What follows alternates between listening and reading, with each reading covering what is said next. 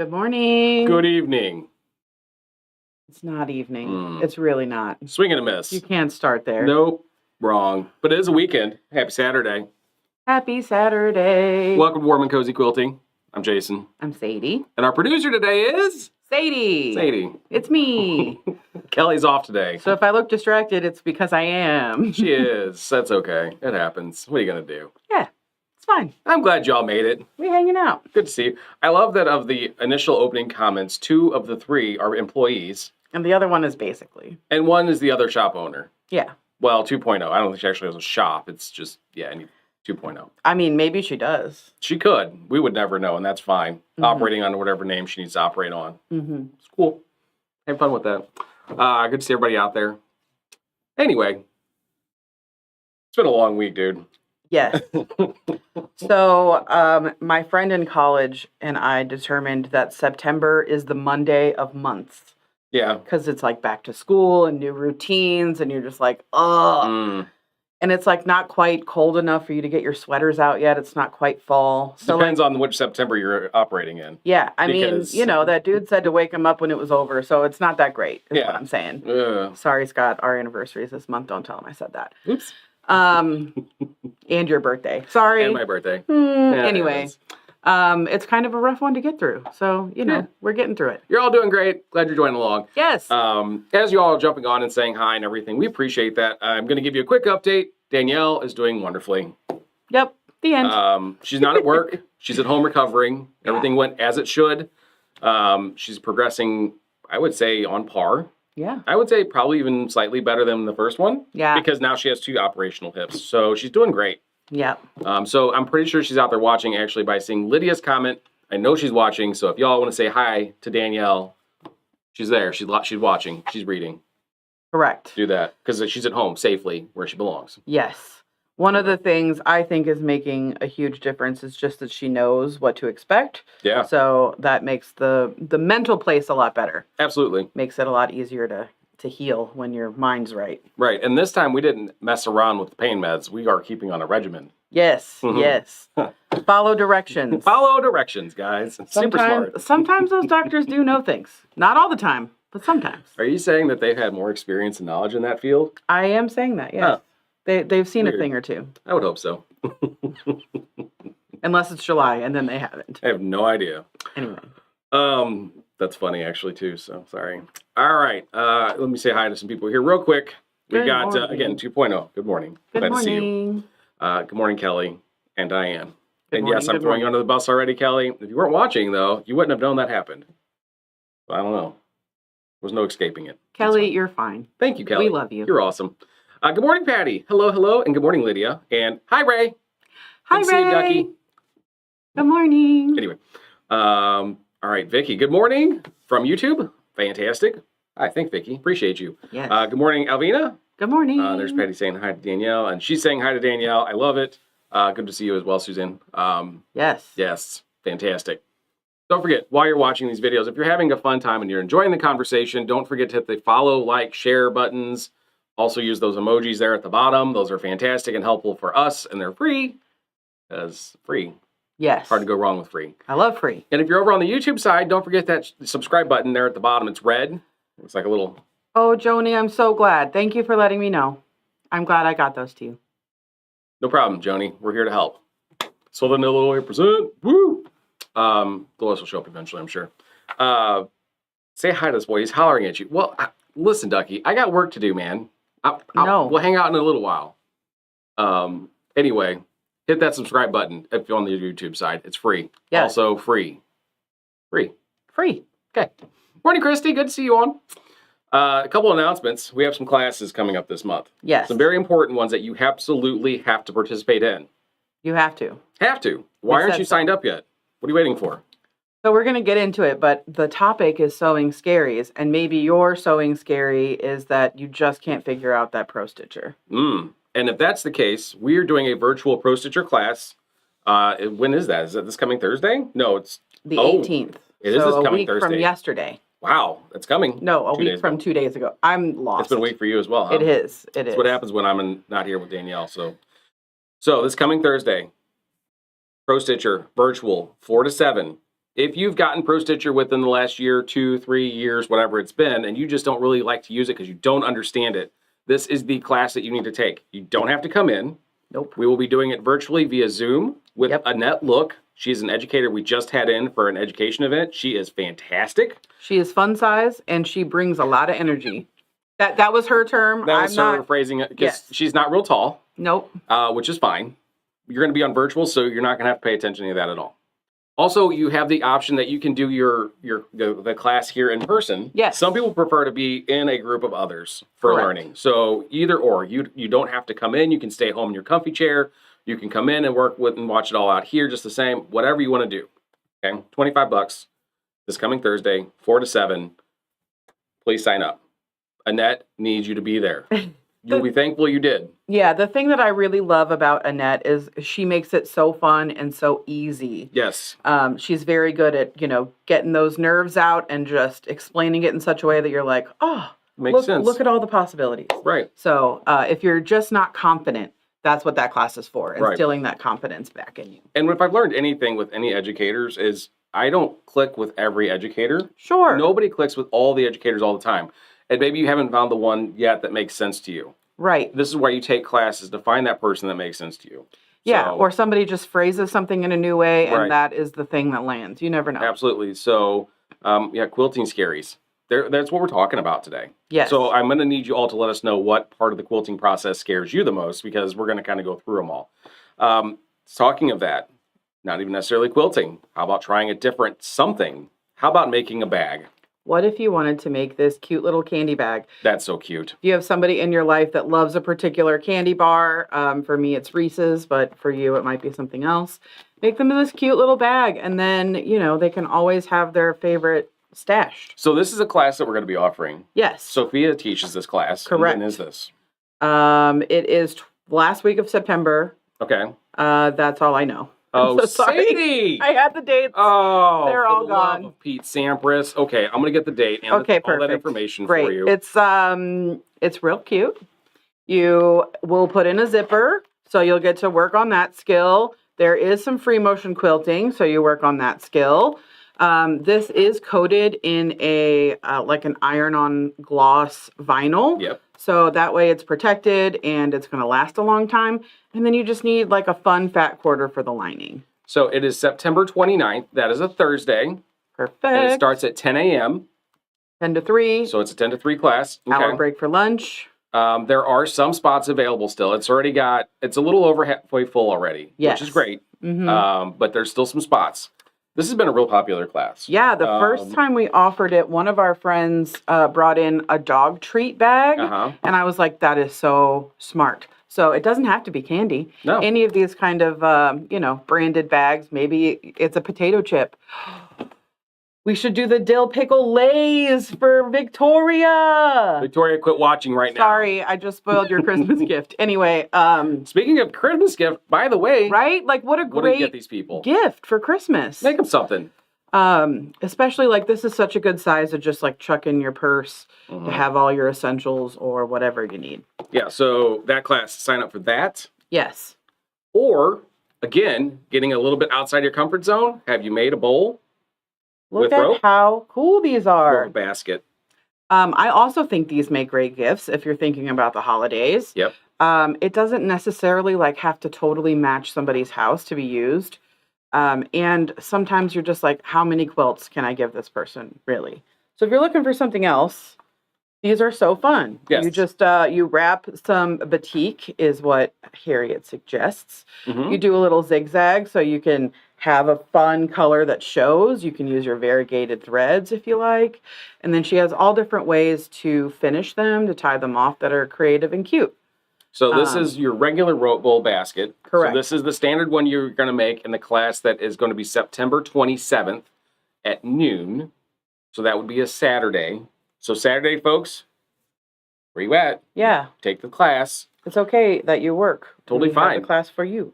This is your intro beginner one. Correct. The one that you have here is the next step. So if you've taken the rope wool basket before and they're fun and cool, but how do I get the handles on it or how do I add the extra fun in the center there? Mm-hmm. That's the advanced rope wool class. That is, I just had it. It's in October. October 4th. which I believe is probably a Saturday. It is a Saturday. Yes, it is. Yep. That one's at 9 a.m. And I love how much real estate you have here in this basket. Like, you could embroider something really fun, or you could just fussy cut some fabric like she did with this one. So cute. Yeah, no, absolutely cool. I love the process. Harriet teaches that class. She does. Do we remember what the cost is on those off the top of your head? 30. I didn't mention the cost on the candy bag either. Candy bag is $45.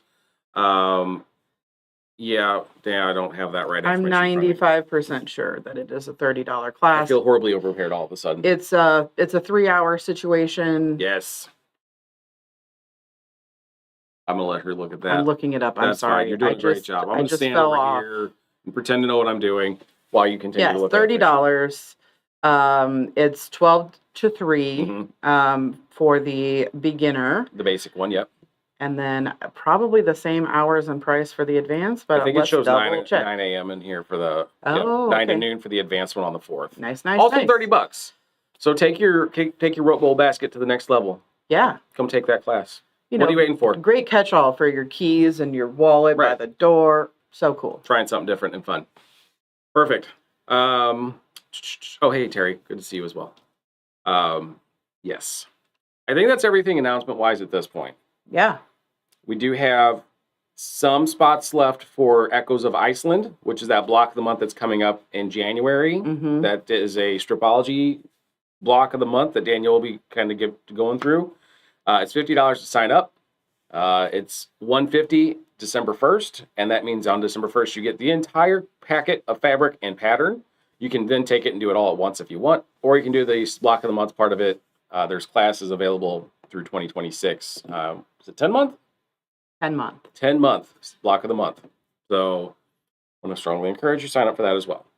I'm just going to go over those dates again real quick. Yes. So September 27th is a Saturday. You could take the beginning rope bowl class. You would then come back the following Saturday, if you like, to take the advanced class. Oh, that's smart. Do one right after the other. That way you have the whole set of information. Yeah. And it's not like months between. Correct. So you'll probably have it fresh in mind, Love that. Perfect. Okay. Hopefully that clarifies. $30 each class. Correct. Okay. Candy bag was on September 25th, which is a Thursday. Just recapping all of that. $45. 45. Take the class. Yes. Okay. Echoes of Iceland has many ways that you can take a class along with it if you like. So we are doing a 1-hour demo situation. If you just want to come in, kind of get a overview of what to expect for that month, maybe a quick little demo, and then you're like, great, got it, gonna go do it on my own. That's an option. You can also just get the kit and do the whole thing on your own, and it can take you 10 months, or it could take you 10 years, or it could take you 2 months. Or if you're someone who needs like the accountability and the community, we are doing a sew-along version, starts in January. So all of those dates are available and out on the calendar. We have a couple different ways that you can pay for that class as well. So if you have questions, please reach out. Do that. Cool. Love it. All right. Anything else informational-wise we need to throw at these individuals? So I do also want to mention that we have a 3-day HandiQuilter event coming up in October. There's other things in October as well. Yes. But for our long arm friends that are wanting, again, this is more of the like continuing education kind of vibe. Absolutely what it's intended for. So ruler class, mandala class, how to quilt a quilt. And I actually talked to Megan and she's like, if you have a quilt at home that's stumping you, bring it in and we'll workshop it together. That's fun. Quilting modern quilts where you have all that negative space. What do you do there? So lots of fun things just to kind of help get your brain maybe working in a different way, looking at things a little differently. Yeah. That was, again, these are one of those quilty, scary things. Yeah. Especially if you have a long arm or if you have Pro Stitcher and like that's all you've ever done is Pro Stitcher. The machine can do a whole lot more. Yeah. And so the whole intent with this session of classes was to give you something more. To try something different, to really, get out there and be adventurous and try all the things. And it's all in free motion. Everything's free motion. Right. There's no robotics to this at all. Correct. But again, if you're working on trying to figure out how to plan stuff out, that whole idea of what do I quilt on this? Yeah. That really extends well beyond even long arming. Sure. What are you going to do on you have a domestic machine. You're not in the ability to do a long arm right now, but you really like to sew on your sewing machine at home. Well, what can I do different other than just a straight line? Yeah. This will really help open up those doors for you. Also get the chance to have your hands on a handy and a long arm to kind of check out the process too. So For sure. there are no prerequisites that you have to own a long arm. I do ask that you have some comfort with machines in general, please. If you've never touched a long arm or a sewing machine in your life, this is not necessarily the class for you. Correct. But we'll work through it just a second. Most of the classes either are a hands-on class or they have a hands-on element. So even though some of them are marketed more like a lecture demo, don't think that you're just going to sit there and listen to somebody talk. There will be okay, now how do we apply this portion? Yep.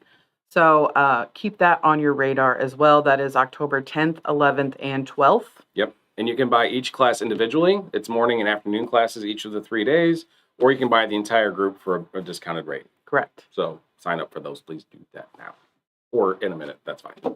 My notes here also mention that we have the county fair coming up in July. Yes, my notes are old. I did see that. I did not update my notes properly. Sorry. The county fair is over. Way past county fair. It's real over. I do believe county fair will be back in July of 2026, however. It does almost feel like county fair weather out there right now. It really does. So it's kind of could be. Put on your jackets and then take them off again because summer, but not. Yes. All right. Enough yammering. Let's move on. We have so much to talk about when it comes to quilting scaries. Quilty Scaries is what we named it. Quilty Scaries. Quilty Scaries. Or sewing Scaries. Okay. I went for alliteration. I don't have any idea what that means. Okay. But okay. So it's kind of, I want to say that this terminology is calling it scary started with what they call Sunday scaries, which is when it's like Sunday evening and the realization hits that, oh, you have to go back to work tomorrow, Monday morning. It starts again. So you get the Sunday scaries. You know, there's a solution to that. Own a quilt shop and you're always working. So there's never that fear that you're going to go back to work. You're always working 7 days a week. Or right, Danielle? You shift Tuesday to Saturday, and then you don't have Sunday scaries. You have Monday scaries. You have Monday scaries, yeah. Okay, sorry, anyway. So what these are kind of those either pinch points, things that hold you up, or the things that you're just not super confident, comfortable in, or for whatever reason give you pause or you struggle with. Okay. That's kind of what we're hitting today. So if you have some of those, if you're like, man, I love everything about quilting, but if I didn't have to press a seam, I would be so happy. That's me. Yes. That's me. That's 100% me. Yes, don't make me push that seam. Drop it in the comments. Yeah, love to hear from you guys during this conversation because there's a lot of opinions and ideas out there, and some maybe you've overcame a scary that you were always hesitant about, and then you worked a way through it, and would love to know how you did that. Absolutely. So I asked Danielle last night, plus kind of get some notes together. I asked her, well, actually, I also asked AI, and it gave me a great list of ideas, but we're going to have other things. But Danielle has a scary, and hers is curves. Does not like curves. Not a fan. They give her anxiety. She did a cathedral window. Yes. Which is it was so pretty. So much curves, so many curves. Yeah. It's more akin to applique. For those of you that aren't familiar with what a cathedral window is, basically you have a piece of material that's down and you fold other material on top of it and fold it back and over. So it almost has like this curved orange peel is the design reference is what it usually is. But you stitch those in. And cathedral windows don't actually have batting in them. There's so much material, that they're their own quilts without being quilted. Anyway, curves, so many curves. So curves are on my list to get to this year, but then I just keep bumping that down the queue. So hopefully the end of the year or early next year, I'm going to try to tackle a curve. Yeah. So Danielle said that her quote, and I quote, they're hard. I was always told they were hard, and so it must be true. Fair. I mean, Fair. Who hasn't lived that life? Somebody told you that's difficult to do, don't do that. And I asked her if it helped facing her fear to do all that cathedral window quilt curve and test. So she said, no, no. And it's not exactly curve piecing. It was difficult, and so they're still daunting for her. Do we expect her to work through that at some point? If she has her way, no. Never. You guys will never take a curve class with Danielle. That's probably not true. anytime soon. I'm hoping eventually she'll get through that. But right now, I'm going to tell you, I'm not a fan of curves. It's not my skill set. So I'm not even worried about them because I don't care. I avoid them. But that doesn't help. No, it doesn't Eventually, I'm help. going to try something. Okay.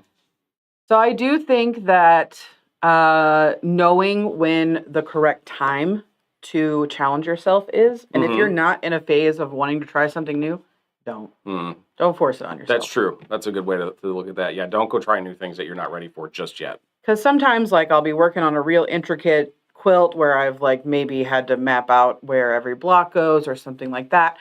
And then my next project, I'm like, oh, that was a lot of brain work. I just need easy block, block, block, chain piece. Let's go. Yeah.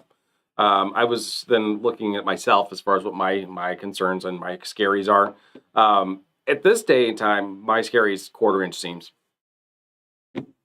That's just fact. I'm always concerned that I'm not getting it right because I also understand that if you don't have 1/4 inch seams, things aren't going to go together correctly. So over the course of the whole quilt, things aren't going to line up right maybe. And oh my God, did I get too much? Did I take too little? Is that seam going to bust? So that kind of stresses me out. Also, I don't like to sew slowly.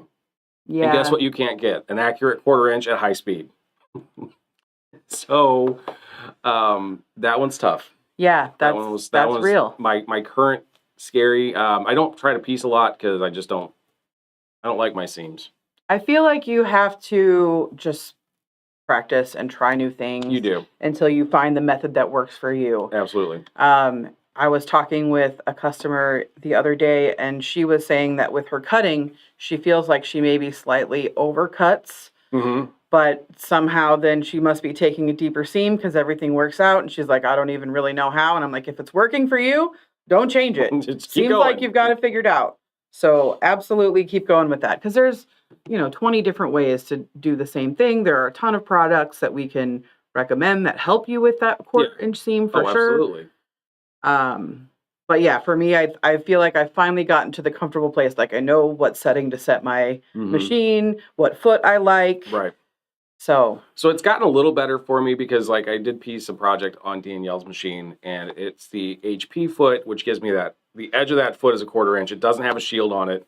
And I therefore know that if I see fabric, I'm too far over. And if I'm seeing it's underneath the foot too far, I know I'm too far in, which is great. Yeah. So for me, that makes it a little bit less concerning. Yeah. But yeah, I also had information that when I first started, the first few quilts I did, genuinely my biggest concern was, is that going to look right? I.e. color coordination. Picking colors to get started. Tell me, does that freak you out? Because, boy, I remember that one. That was tough. There's tools, and we'll talk about those because both the things I mentioned now, once I did my little search to find out what Googly says, yeah, I'm not alone. No, not at all. Color coordination freaks people out. It does. It's tough. It is tough. It is. I feel that if I didn't have my background in like design as far as digital design and web design, like that's kind of where I got the color knowledge that I work from. Fair. But if I didn't have that, I could definitely see it being overwhelming. You're trying to figure out, does this have enough contrast? Do I have a good light, medium, dark? Do these colors even look good together? Light, medium, dark. Did not even understand that to begin with. Yeah. I'm like, what? Anyway. Yeah, value and hue and saturation. And you're like, what? I just buy things because they're pretty. I don't know what you're talking about. They're all black print on black print. Why isn't this what I need it to be? I asked Danielle if she ever had struggled with color, and she did not. Yeah. She's always been good with color. It always has made sense to her. She's very artistically inclined. So yeah, for some people have it. Yeah, it comes more naturally. I am not somebody who struggled much in that realm. Yeah. For me, I think my biggest sewing scary right now is foundation paper piecing. Nope, haven't done it. Mostly. Oh wait, I took a class. Yeah, you did, and you did pretty well. It did. It doesn't freak me out, but that's that whole piecing thing. Yeah, so I feel like I've got traditional piecing. I understand, whatever. But Danielle does not like foundation paper piecing. She's tried it. She's like, I don't know. It's backwards to me. It doesn't make sense. I also know that there can be a lot of waste, but as you get, your skills honed, you kind of learn how to not have as much. Yeah. So I'm really good at buying foundation paper piecing patterns, but I feel it's something I want to have a class on. I think it's something that I would love to get better at. I think I need somebody to watch me and go, no, put your hands like this. You need like the old nun with the ruler. Yeah, like, yeah, smack I her would love hand. that. No. I would love that. Please come smack my hands for me. Anyway, No, don't do that. also I was talking to Jason about this morning. I'm like, if I don't learn it, then I always have the hope and potential that one day I will. But if I try and it doesn't work out, then I have an answer. So Right, sometimes then you know. it's just that I still want to have that hope that one day this will happen for me. Also, I've noticed a lot of quilts and things like people at shows. A lot of the stuff that people are seeing that, oh my God, I would love that as a quilt. Man, it's all paper piecing. You can do so many different shapes. I mean, it really opens things up for you design-wise. So anyway, that's it gets real creative. somewhere I would like to spring into, but I'm not quite there yet. Okay. So it's scary. Yeah, well, let's hope for that at some point, right? Yes. Let's see. We got some people over here, got some comments, see what they got to say. Patty, her scary is just getting started. She could spend forever thinking about starting, but takes forever to get going. Once I've started, it's so much fun. Yeah. You know what? Fair. That's a big one. Yeah, I mean, there's that fear of, is it the right project? Is it the right fabric for this project? Oh my gosh, is it? Yeah, no. Yeah, that or makes just sense. general overwhelm. Sometimes I have to break it down into the simplest step and be like, all I really need to do is prep my fabric today. And if I've done that, that works. Yep. And that kind of ties in with Deborah, with her finding the right pattern for her collected fabric. Oh, that's tough. I mean, it is. How many times have you sat there with 4 different patterns and your fabric that you paid so much for and it's so glorious, and what do I do with it? And which one of these is going to look best in? Because you got one shot at it. Because you've had that fabric for, I'm not judging, 3 or 4 or 5 years now, and they don't make it anymore, so that's all you got. So, yeah, that's scary. And I think this is another thing, some people have that natural ability to be able to look at fabric and visualize what it will look in a specific pattern. Yeah. And some people really struggle with that, and I completely understand. So it's almost like you have to trust the process, and that can make it so much more nerve-wracking because you're just not sure. Right. Absolutely. Joni, her scary is 1/4 inch seams as well. Yeah. Just trying to get that perfect 1/4 inch seam. It's tough. She measures and measures. Honestly, that's really the best thing to do. It is. Take your time, measure, make sure you're doing right. Double check yourself in the middle of the process. Make sure you're keeping that 1/4 inch seam. It's tough, but it's doable. Hello, Jackie. Good to see you on. And good morning, Regina. And good morning, Jodelle. And hello, Jody. Yes. So many people jumping on right now. Thank you, guys. Appreciate you being here. Have a hard time with Scrappy. That is a great one, too. That is a great one. That made the list as well. So, yeah. Yes, Jackie, you're not alone with that. Danielle does not like Scrappy. She likes the look of Scrappy. And if she ever has a quilt that looks like it's Scrappy, I can promise you it's not. Or there was many hours staring at it on the design wall going, nope, there's too much orange in that corner, nope, there's too much whatever. Right. So I think it takes a special personality to be great with Scrappy. I have talked with customers that are like, oh, I just have piles of fabric and it says green, I have a pile of green, I just grab something and go. What if it's not the right shade of green? What if it's not the right hue? What if it doesn't actually match with the background that you have? What are you doing? Yeah. I know that some people will develop a whole system. They're like, I have 6 fabrics in this quilt, so I roll a dice, and whatever number comes up on there, that's the color I use next. Then you can play the dice. Yeah. Sorry, dice. That's unfortunate you chose that color, but okay. Or a number randomizer, or any number of things that can help. It's kind of nifty. Yeah. I like that idea. Jane is scared of bias. Girl, who isn't? True. Right? True. Bias is its own scare. The stretch of everything. I couldn't even tell you how to deal with that one. Just, let your sewing machine feed it through nice and evenly. I have heard that it helps to put the bias on the bottom. I don't know why this helps. I guess because your feed dogs are there, so it's maybe better to, not stretch then. Again, I think there's just sometimes that innate feel to try to pull your fabric through, fight that, but also bias. Woo. Yes, ma'am. We could write our own scary. Who needs Stephen King? Oh my gosh. Scary stories to tell in the dark at Quilt Retreat. Quilt Retreat. The Quilty edition. TM. TM, it's ours. I'm writing that book. Back up. I was sewing along, and I was on the bias. I sewed 20 blocks, and my thread had ran out, and I had pieces on the floor. They were everywhere. The pieces were everywhere. And so, I love that, actually. Yes, TM. I'm so glad that Facebook deletes these videos after a month because that's going to be forever forgotten. That's great. But it's on YouTube. YouTube forever. Thank you, YouTube. TM. You're the best. TM. Anyway, so what does AI say as far as the quilty concerns and scaries that are out there? Yeah. Quilters' concerns range from highly technical aspects of construction and color theory to managing the project itself, dealing with mistakes, avoiding physical injury. Many of the issues are particularly frustrating for beginners, and they can continue to challenge even experienced quilters. That's a very solid synopsis. Yes. Thank you, AI. Because, yeah, I mean, we're giving you our concerns and scaries. Yes. And I know a lot of you are putting yours out there. I know a lot of you are experienced quilters. Again, think back to when you started. Yes. And all you folks that are out there that are new or not really sure in the quilting business world yet, it's okay. It's scary. It is. It has its moments. And also, round of applause to people who try. I mean, I'm not actually going to clap because we have a microphone. Yeah, you and won't like it if I do that. It gets mad. But, round of applause for those who are, putting out there, hey, this scares me. Like, that's hard to do. It is. But also that, like, you persevere and you get through it. Right. And you challenge yourself. That's not always easy to do. So, pat yourself on the back. Absolutely. And again, acknowledging that these things concern you, and it's a hobby. Sure. For most people, not everybody out there is doing this as a business. But to acknowledge that it's a concern, like, a lot of people won't do that because they're afraid of being mocked.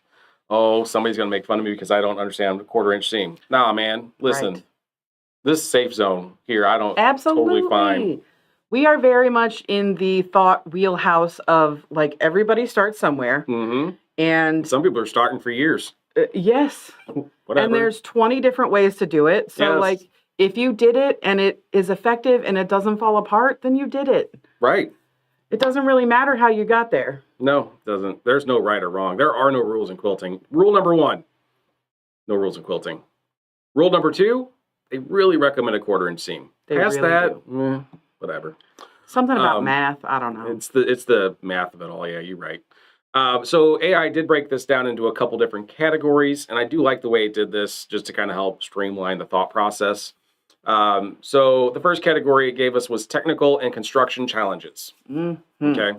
And the first one on that list, seam allowance accuracy. Dang it. Mm-hmm. Yeah. So even the world of the internet has that same problem. Yeah. Maintaining a precise and consistent 1/4 inch, crucial for ensuring a good quilting block. Minor inconsistencies can accumulate and throw off the entire project. Here's the thing. A lot of you guys have heard of scant 1/4 inches. It's enough to try to keep a 1/4 inch. We're talking scant. The concept is your thread that you use to sew together, if it's a fatter thread, it's going to take more room in that seam. And over the course of a larger project, especially if there's more pieces, that seam allowance and that thread and all that can adjust and change the way things go together. It can. It is actually physics because there's literally things in the way that are causing this to happen. So that whole 1/4 inch thing, as difficult as it is to try to manage and deal with, don't let it scare you. There are tools out there that you can use and get that make you a little bit easier to keep your 1/4 inches. Correct. 1/4 inch feet, things of the sort. I think the important thing, though, is know that in the end, you're not giving it to the Paducah Quilt Show people to hang up for everybody to see. Mm-hmm. It's okay. Fine. It's fine. Also, if you're scared about your 1/4 inch, there are many patterns that you can make that are forgiving, where that doesn't necessarily matter so much. Yes. So definitely reach out to your guild, your local quilt shop, your quilty bestie, whoever you have in your life that helps you with these things, because you can brainstorm. Hey, this pattern is going to be fine. This is a good, whatever. Absolutely. It's really, it's tough because if you're watching this and you're new, and you hear us talking about 1/4 inches, and now, oh my gosh, I fear that I'm making it worse for you. Oh my gosh, Please know no. that in time, the more you do this, the better you become understanding of 1/4 inch seams and how that really helps things come together better. Yeah. Awesome. But do not even concern with it so much at this point. Do the best you can. Yeah. For those of you who've been doing this for 35 years and really are still struggling with a 1/4 inch, totally fine. But if you're ever wondered why your points aren't sharp and crisp and clean, generally, it's that 1/4 inch seam. And my 1/4 inch seam is not going to necessarily be the same as someone else's. For Correct. me, what works is I set my machine at this number, and I have my 1/4 inch foot with the fence, so I can't Right. shove fabric underneath there. That's what works for me, but that may not be the right answer for you. You may need some other tool or magic at your disposal. Correct. And like Regina just said, when it comes to 1/4 inch, just be consistent. Yeah. You don't have to be my consistent. You don't have to be Sadie's consistent or Ethel, who's next door telling you you're doing it all wrong. Be your consistent. Yes. That's going to make it a little bit better for everybody. Correct. Okay? Also, Regina says the scariest is, I'm so sorry, Regina, finishing a quilt and the color bleeds. There's a story behind that one, guys. That's golly. That's That's real. a scary. That is That's scary. a real scary right there. Care and pressing well is so important too. Yes. It absolutely is. Absolutely. I don't like it, but I understand that it's important, and Not so a fan I of do pressing. it begrudgingly. Actually, now that I say we see this didn't one, even I don't talk see about pressing on this list. We didn't. So this is, again, AI is not always fully inclusive. I'm going to add this to the list because Yes. that is a part of the Yeah, am the I pressing technical it the construction right challenges. way? Are my seams going to line up? Is pressing open better? Is pressing to the side better? And I Again. feel like that would fall under matching points, which we're going to Yes. get to that one. Mhm. We'll get to that. We'll talk about pressing in just a minute. I have a strong feeling that at this point, this is going to become a 2-parter show. I think so. So I absolutely love all you guys throwing your scaries in the comments, because I'm going to take that and I'm going to help expand on some of these points that we have, because some of these things we're not going to get through all today. Yeah. Just not happening. There's just too much to cover. Really, this would have been great around Halloween, because this stuff is Yes. scary. Well, after Labor Day, there really isn't another holiday between now and Halloween, so it is fully Halloween season in my house. According to Lydia, Halloween season starts July 5th. I wholeheartedly agree. So we're at scary mode, guys. Yes. All right, let's continue on. Seam allowance, we talked about that. The next technical construction challenge that AI says is fabric shifting. The movement of fabric layers while sewing can lead to uneven seams and puckering. Prevent this, many quilters use thorough pinning, basting spray, or a walking foot on their machine. To that I say, yep. Pin again. Also glue sticks.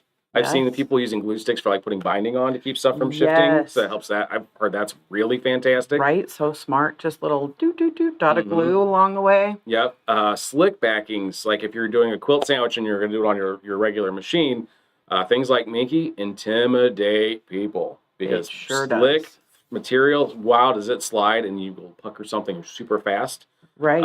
So lots of pinning, Mm-hmm. super helpful. Don't go crazy fast. Mm-hmm. Can't I express that enough? Sometimes if you're going too fast with slick stuff, you're asking for trouble. Right. Also, yeah, I don't know what to even say to that one. I mean, I think this also gets into different substrates. If you're working with something that's not cotton that maybe has stretch, or you're working with something that is cut on the bias, Mm-hmm. all definitely in this same realm. Like, how do you try to manage it without overdoing it, Yeah. I think, again, having the right tools helps a lot if you can pin or baste in some way that keeps everything down. But again, it's going to kind of be a choose your own adventure. Some people like the pin basting. I stab myself too often, so I don't will not like use it. a stabby pin unless I absolutely have to. I'm a clip girl. Yeah, I have become a big fan of clips. However, there have been projects where I really don't want things to shift.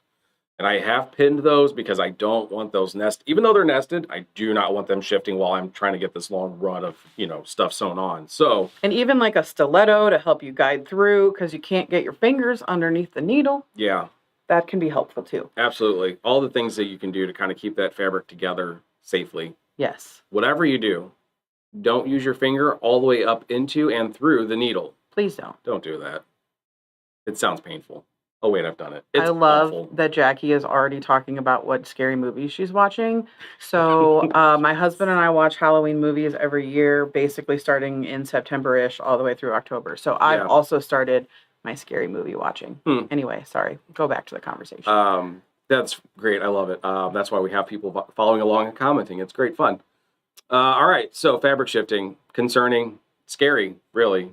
Again, plan the best you can. Also, seam rippers exist. And They it's do. fine if you have to take it out and try again. So I've never I've been ruined. I've had long arms available to me ever since I've been in the quilting business. Me too. Does it make sense, like as you do a portion, to kind of check your progress to make sure that you haven't puckered anything on the back? Like that seems rational to me. It does. I've also heard that it helps if you start in the middle and quilt your way out to the outside. That is actually a very strong recommendation. So that way, if there is any fullness or weirdness, you're kind of pushing it from the middle, where if you start like on the left and things get weird and you're halfway through, now it's like it's multiplied and multiplied, and well, nobody wants that. It sounds awful. So start in the middle. Okay. I do think that you should check as you go. I've also heard for some people it can help with fabric shift, because shift happens. If you're doing straight line quilting, to alternate, so you sew one way and then come back the other direction, so that you're not still pushing. Yeah. Pushing may shift everything a little bit. So kind of helps give you that even push and pull. Okay, perfect. Next concern on the technical and construction of challenges: uneven cutting. Fabrics can stretch and pull. You just get a stripology and you're fine. We getting there. Why are you mowing my lawn? I ain't there yet. I'm talking about what AI says. I'm sorry, you're right. But you're right. Making it difficult to cut accurate, uniform pieces. Quilters are concerned with taking the time to cut properly, using sharp rotary blades and quality rulers, and measuring twice before cutting. Yes, fabric cutting. I've heard this one often. People are absolutely it's cutting paralysis almost. They are afraid to cut into that fabric. Like I mentioned earlier, you got this beautiful fabric, you paid $14 a yard for it, and you have 2 yards, and you want to do something awesome with it. But oh my gosh, what am I going to do? And am I going to cut it wrong? Because if I cut one piece wrong, I can't get any more. Also, it's always like Saturday night, and I'm sitting in my sewing room, and I decide I'm going to start a new project, and I'm going to cut it out, and now I've miscut. The quilt shop is closed. What do I do? No fun. But also, it happens to everybody. And then you go to the quilt shop, hoping they're going to open early, and it's a zombie apocalypse. Okay, that doesn't happen to everybody. Only me on occasion. But I do think there is real fear with people that they're not going to have enough fabric or not going to have what they need. Because a lot of, these beautiful collections that come out every month, they're one and done. So when we get a collection in, it's often that there's not much left in the warehouse. Those get snatched up pretty quickly. Yep. And then I can't replace a bolt. So if I don't have it sitting on my shelf, then sometimes you're going to the internet. Who's got it on eBay, Etsy, etc. Right. So that can be scary. That's real. I definitely think giving yourself a little bit of oops room when you buy fabric. Always buy a little bit more. Is always it's not a high pressure sales tactic. I act like it is. I give you trouble when somebody's like, the pattern says 1.5 yards. You're gonna want 2. It's not because I want to sell you 2 yards. It's because I've cut wrong, and I will cut wrong again. And I'm gonna wish I had that extra fabric. I don't want you to be in that same boat, especially if it's not a blender, like you were saying. Yes. If it's a one and done line, don't do that to yourself. Get yourself a little bit more. But also, check in with your local quilt shop. I helped somebody track down an out-of-print fabric just the other day. Oh, fun. Very easy to do, because I can usually reach out to my fabric rep. They'll know every shop in their region that bought it. Yep. So use me. I'm a resource. It's a good resource, Please call me. I never even thought about that one. The other thing that when it comes to fabric cutting is, like you said, though, use a stripology ruler. Yes. Or a ruler that you're comfortable with. It's not a fad of a ruler. Correct. Okay, it's a very functional tool. The weight of the ruler on the fabric keeps it in place. You're able to cut where you need to. You're able to see where you're going to cut before you cut. You don't have to shift that ruler and create other opportunities to miscut. Correct. And it's got that grippy on the back, and you set it, and then you can get several cuts, so you know, hopefully, that all of those are right, or maybe they're all wrong. But and the way I love Danielle saying, and Danielle, I'm going to butcher this, but it's measure once, cut a whole bunch of times. Yeah, cut a whole bunch. So instead of measure twice, cut once. Or what is it? You measure once and curse twice, I think is the actual other phrasing. So you do want to measure before you cut. You always want to verify where you're supposed to be, but having the ability to cut more gives you that confidence. Absolutely. Also, if it's something you've never done before pattern-wise, you know what you could do? Scrap fabric. Absolutely. Make a block or make a piece using scraps. Yes. Also, read your pattern through entirely before you start cutting. Oh my good Lord, read the entire pattern. Because they may tell you to cut each individual half square triangle or something, and you're like, no, I'm going to do by 8. If you've already cut your fabric the way that the pattern tells you, now you don't have it cut in the size you need to do the by 8 method. So make sure that you're reading that pattern thoroughly before you cut everything out. Right. And then just use the good fabric. Yes. Just use it. Just do it. It is, I This is not a Nike understand commercial. when you have, this precious fabric you've spent so much money on, this is what you want your project out of, this is your envisionment, and you're just like, but I can't get it, and what if I mess up? Right. Just cut it. That's why it's there. Yeah, absolutely. It doesn't do anybody any good to sit in your bin forever and ever. Nope. Use it. Chop it up. Make something with it. Somebody will appreciate it. And again, if it's not going to Paducah, your recipient's probably not a quilter. Probably doesn't care. Right. Not that much. And if they do, you take it away and say, we'll try again in 6 months. Thanks. Yeah, you're not quilt worthy. Bye. We'll try again. Next big fear on the technical side, matching points. And we've kind of been alluding to this for most of the time now because that one really freaks people out. I heard how many people, I'm going to rip it apart. Matching points, as far as AI is concerned, one of the most common frustrations is when fabric points and seams fail to line up perfectly, leaving a misalignment that many quilters find visually distracting. Okay, my thoughts. This is a tough one. Lots of factors go into this part and plagues more than new quilters. This is everybody. Again, if you're new and you're like, I just can't get to line up, it'll never get better. I mean, you're kind of right because we fight all with it. All of us do at some point. Even the best of us, which not necessarily myself, but you know what I'm saying. Yes. But seam allowance, pressing of seams, pinning, and practice, all very important things. One note that I have on this is that keep in mind that while you're putting this quilt top together, that frustration that you're experiencing, you were at the 5 foot mark. Absolutely. If I could express it enough, don't worry about that 5 foot mark. You're giving it to a non-quilter who doesn't generally understand what you were trying to do anyway. Also the 30-30 rule. Yes. Are you familiar with the 30-30 rule? Something about a galloping horse and look, I don't really use far no away. Horses. No. Or a car. 30 miles per hour at 30 foot. If you can see the mistake, maybe you might want to fix it. Maybe. I am also a big fan of put it away and revisit it in a few months. Yes. Because when you're currently working on it and there are errors in it, sometimes that's all you can see and you can't get past it. So just put it in timeout, come back, and then you'll be like, oh no, this is really great. I really like, the fabrics, whatever, the pattern, and then you can come back to it. Yep, absolutely. We got a note here about geese. What was your thought process there?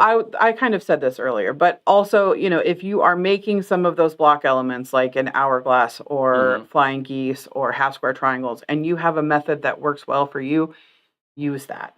Yes. If you don't know what your favorite flying geese method is, just get scrap fabric and play one day and try, does this work out? Do my points match? Okay, cool. Make a couple of test blocks. Absolutely.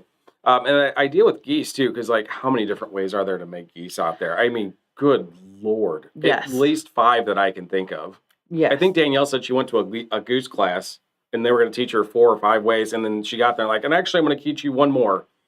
Yes. Who needs all that? Pick one that works for you. Correct. And honestly, if somebody showed me 5 or 6 different ways, I would probably pick the one I gravitated towards for sure. Sure. But man, there's so many options for all these things. So again, matching points, it's tough. Can be, for sure. The way you press is huge in making that work. If you have seams that are all pressed towards each other, getting those to match up is going to be next to impossible. So having seams that are pressed opposite so that they nest together, meaning they slide in and kind of interlock, will give you those nice clean points. Again, keeping that is tough. It's a difficult task to ask for. Yes. I'm going to jump back over to some comments here real quick. Christy, that's absolutely horrifying. Getting fabric from an online store after trying to match a 1-inch square on a monitor. Oh. I mean, could you imagine this, the anxiety of waiting for it to show up, assuming it's the best, and also in the back of your mind thinking, oh my God, what if it's not right? need to then reorder another piece, a shade differently, and having to pause in the process. Oh, yeah, all that's horrifying.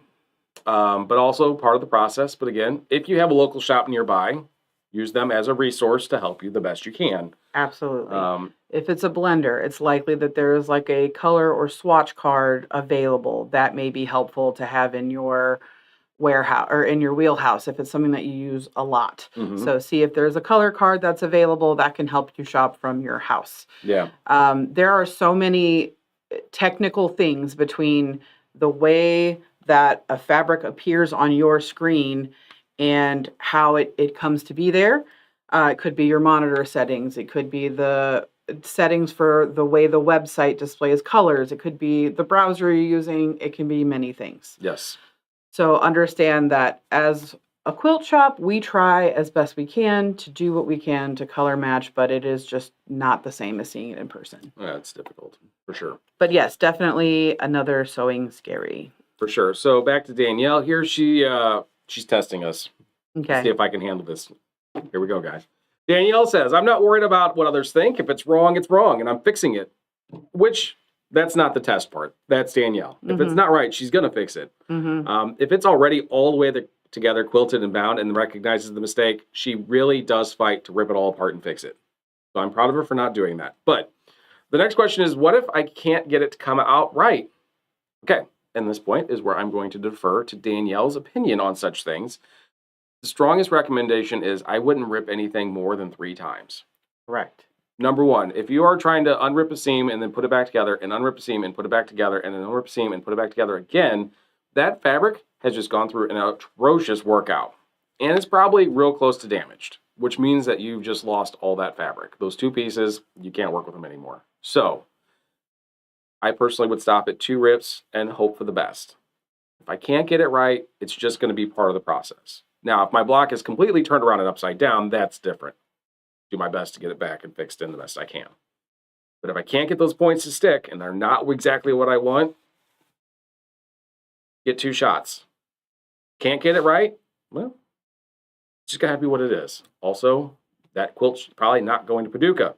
And close enough also counts in quilting. It does. And horseshoes and hand grenades. Which is really dark. But yes, it is very dark. You should not be throwing hand grenades at horseshoes or at horses. Or quilts. Or quilts. For that matter. Weird. They won't protect you. But yeah, close enough. If it's something that you can live with, then move on. Absolutely. Like, don't beat yourself up about that. No. Part of this that we'll definitely have to expand on in part 2 was just the mental challenge. And so definitely convincing yourself as best you can that it does not have to be perfect. Getting away from that perfectionism is huge. Oh, so done is better than perfect. Absolutely true. There's a reason that's a common saying, because it is true. Yeah, for sure. Sadie, oh wait, no, we aren't there. We're at this one. This one's kind of redundant. Yeah, we did kind of talk about quilting layers. As far as, shifting fabric, you can have that while you're piecing your top, putting your borders on, things like this. This one says quilting layers. The challenge can arise during the final stage of quilting, as issues like bunched up batting or waving quilt tops are common. All the things still apply. Pinning, glue-based, glue stick, whatever you need to hold things together.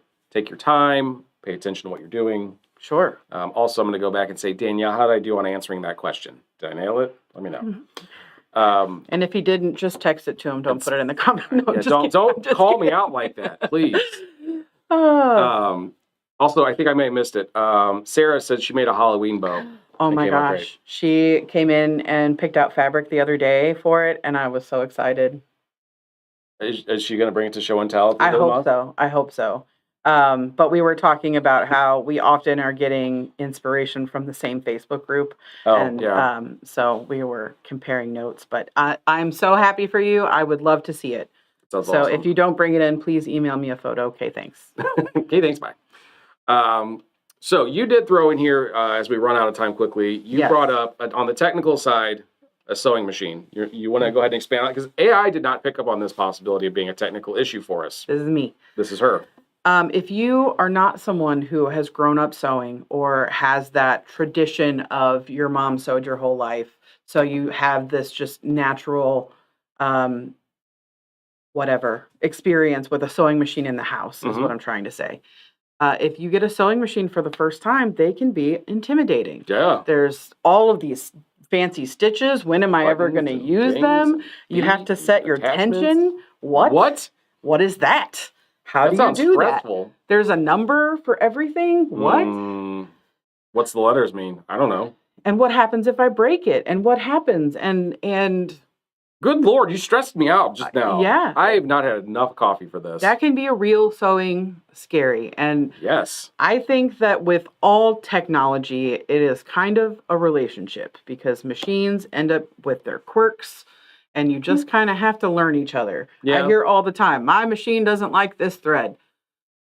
That is how you guys have established your relationship. It doesn't Correct. work for you. Nope. Perfect. Look fine. Go with what it works with. Mm-hmm. But yeah, sometimes that can be really daunting. And not only your domestic machine, but if you have a long arm and it's not something that you're so comfortable with, they're not always intuitive Right. as much as we hope that they are. Right. I will say that modern machines are, you have a lot more features available to you now than if you're sewing on a vintage 1957. Right. It has Just Go. Yes. Which those are great. They're Yeah, workhorses. it's I'm great. not in any way like shaming anyone who has an older machine. Love it. Those are wonderful. Absolutely. But I get spoiled. I need a knee lift and a up and down and all these features. So, Right. Yeah. So, in that regard, if you don't have that support or your understanding of your machine, sometimes there's classes, there's tons of YouTube videos out there. Absolutely. Almost every machine that's ever been put on the market, I'm almost positive has a YouTube video out there. Probably. It's so ridiculous because everybody's looking for their chance to be famous on the internet. So that's kind of a glory day that we're in right now for everybody. Like, if you need information, YouTube's got it. So also we're from that generation. You're kind of Gen X millennial. Yeah. I am solidly millennial. Solidly millennial. Like I could probably build a house if there was a YouTube how-to. Yes, and there actually is. That- if you want to make one, I challenge you to make a house. Yes, that is the level of confidence I have in people who do how-to videos on YouTube. Is that accurate? I don't know, but I have done many things through watching a YouTube video first. Yeah. So that Absolutely. can help. Also, this is another great time to mention shop your local store. Make sure that wherever you are getting a machine, you have support. So you need to know who is going to clean and maintain this machine for you. You're going to get to go ask questions when you have problems. Right. When you're moving on from what you know how to do, who can you ask questions to? So is that a guild? Is that the shop that you bought it from? Is that your family member? Any of those things. Make sure that you kind of have those in mind. That can help. Yeah. A couple of questions over here real quick. Squaring up blocks. Yes, Vicky, you're correct. Also a technical issue that I don't think I'm going to get to today because I'm running out of time. But Yes. I'm going to add that in, and we're going to revisit the Scaries. So again, if you have some, throw them in the comments. We'll add them in, and we'll talk about them next week. Yes. Deborah, how do we know to trust the information? Well, here's the deal. You take When a it comes media to- literacy class. You hope for the best. Yes. Here's no real conversation. When it comes to quilting, like, we don't care about the rest of the crazy in the YouTube world because sometimes things get wild. But when you're talking quilting, there are going to be multiple ways of doing something like we've discussed. Sure. And what I would encourage you to do is watch a couple different videos. Okay. And you're, again, like I said earlier about your educators and classes, you're going to jive with somebody. Right. Somebody's going to make sense to you that makes sense why they're doing it. Okay. And also, if you've been doing this for, at least a little bit, maybe a couple months of playing in the quilting world, you're going to hear things that you've already been hearing and something's going to click for you. Sure. Okay. And that person's probably going to have another set of channel of videos that you can go and check out the rest of their stuff and maybe pick up on some things. Again, in the quilting world, there's no real rules. Right. As far as making a quilt is concerned, making your tops. Maintenance of your machine, different story. There's going to be people that give information for you. If you don't have a dealer, if you bought it from a big online box situation and you have zero support in person because you live 18 hours away from anybody, I'm jealous. Want to trade? Jason doesn't like people. I love people. Sometimes I just wish I could hide in the middle of nowhere. Yeah. But again, take everything kind of with a grain of salt, but also quilting, I mean, I can't say I've seen a lot of bad information on quilting videos out there. And I've watched a lot of quilting videos just because I like to learn. I think it can sometimes be hard to trust people when money is involved, right? Sure. When somebody's selling anything, I can understand having a little bit of hesitancy. One thing that always makes a difference for me is like, does this person actually use this tool in their like sewing practice? Right. That will usually give me the confidence to get behind it. No, absolutely. And if they're like, if you want to know really how to use it, send me money. That just find somebody else. Flip somewhere else. It's fine. Not that everybody should be giving out all of their secrets for free, but you know, like and don't put your credit card information in the comments. That's correct. Please never do that. I know we're over time a little bit. We are. But for example, the product, the binding ease, which is like a silicone mat that has slits on either side so you can feed your back here? We don't. That thing's really cool. Your fabric binding through. I had seen them online and I was like conceptually sounds good, but I didn't know anybody in real life who had used it and liked it. And then our friend Cindy came in and was like, this is amazing. It has totally changed, you know, the game for me for binding. I bought one and I'm like, yes, this is amazing. But I needed that real person to say, yes, I've tried it and it's good. Right. Sometimes you love that person. And that's, again, we're having groups, having friends, having a quilt shop, having people you can talk to for that better kind of reassurance on that stuff. Marianne. Hi, Marianne. Good to see you. Hi, Marianne. Loves YouTube tutorials. I mean, again, how can you not? And as big as the quilting world is, it is also small. You are absolutely correct. You do get to know designers, shops, notions, brands. Absolutely. Yes. I'm going to tell you right now, I never in my life would have expected to know as much as I know about the quilting world. Yes. It is giant, but you're correct. There are big players and there are people that are worth watching. And there are some that are like, okay. Sure. That's not bad information. But you'll learn your favorites and you learn who to listen to and what works well. So yes, absolutely. I have found in the quilt shop world, we also have learned that the world is small. We know so much about the folks who come and shop here. We worry about you. We think about you.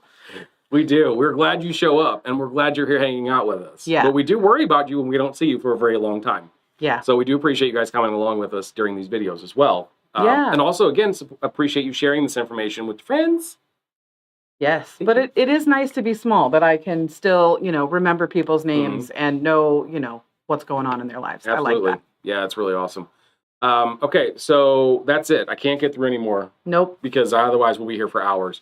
There's a lot more on the Scaries, including color selection. Also, my personal favorite that I look forward to talking to, overwhelming and negative self-talk.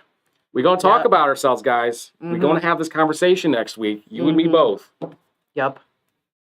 Oh, I'm not here next week. Who's going to join you? I don't know. Somebody will have to, because otherwise I'll do it all by myself. Anyway, we've missed you too, Marianne. I'm glad to see you. Yes. Yes. It has been so fun getting to make faraway friends like Marianne. Right? Who don't, you know, get to walk in our door every day. But we've been doing videos now for, I don't know, a gazillion years. 5.5 years. Yeah. So it's been fun to get to know our faraway friends too. So thanks for hanging out with us, Marianne. We appreciate you. Absolutely. And all of our other faraway friends. Absolutely. Scary. I like it. I like it. I see what you did there. That's great. Okay, well, it has been so much fun. We are over time. Thanks for hanging out for an hour plus today. We're going to open the shop. Yeah, come in. Come on in. Let's go. We'd love to see you. It'll be fun. Get a machine. Let's go. Oh, and some brand new fabrics that are gorgeous. So much fabric. We have been working on getting our pre-cuts beefed up. So if you're looking for those cozies, we got them. Come on. We'll see you. Bye, guys. Bye. Oh, where's my mouse? We're still here. Where's my mouse? She's fired. Sorry.